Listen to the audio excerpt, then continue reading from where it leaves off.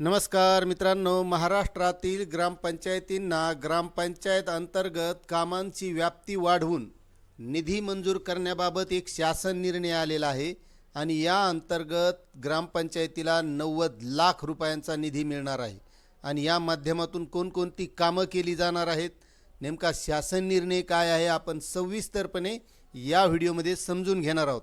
त्यामुळे तुम्ही जर आपल्या चॅनलवर नवीन असाल तर चॅनलला सबस्क्राईब करा, व्हिडिओला लाईक करा आणि जास्तीत जास्त आपल्या गावातील बांधवांना ही माहिती शेअर करा। तर मित्रांनो, ग्रामपंचायतीला जनसुविधासाठी विशेष अनुदान या जिल्हा वार्षिक योजनेअंतर्गत ग्रामपंचायत अंतर्गत कामांची व्याप्ती वाढवून निधी मंजूर करण्याबाबत असा हा शासन निर्णय 20 जुलै 2026 रोजी निर्गमित झालेला आहे। आता यामध्ये दिलेला आहे, जिल्हा वार्षिक योजनेअंतर्गत ग्रामपंचायतीला जनसुविधांसाठी विशेष अनुदान याबाबत 16/9/2010 रोजीच्या शासन निर्णयान्वये मार्गदर्शक सूचना दिलेल्या आहेत।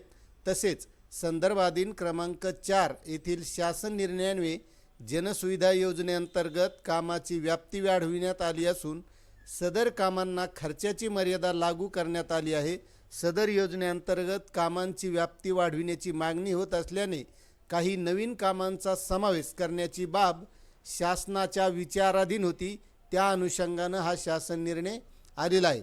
ग्रामपंचायतीला जनसुविधासाठी विशेष अनुदान या जिल्हास्तरीय योजनेअंतर्गत संदर्भाधीन क्रमांक 4 येथील शासन निर्णयामधील कामामध्ये अनुक्रमांक 1 नुसार खालील नवीन कामांचा समावेश करण्यास मान्यता देण्यात येत आहे। आता यामध्ये पहिलं काम आहे, गावामध्ये सार्वजनिक दिवाबत्तीची सोय करणे, यासाठी 15 लाख रुपयांचा निधी आहे।